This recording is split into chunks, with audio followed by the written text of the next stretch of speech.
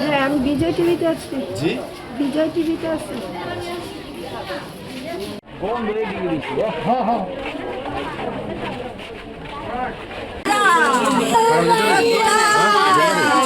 হ্যাঁ, কিন্তু হেল্প করতে হবে।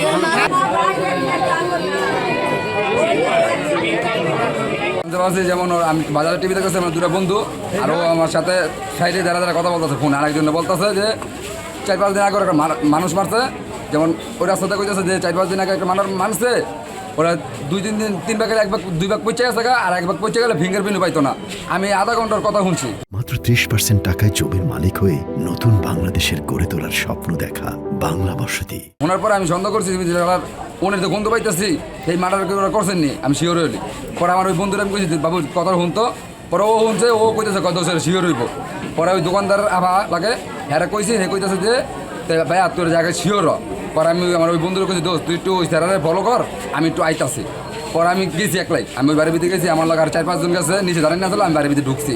একটু অনেক চিপার ভিতরে ঢুকিয়ে বাড়ির ভিতরে ঢুকছি, ঢুকার পরে দেখতেছি লাশ। এরপরে আমি আইয়া ওর বাজার থেকে ধরছি।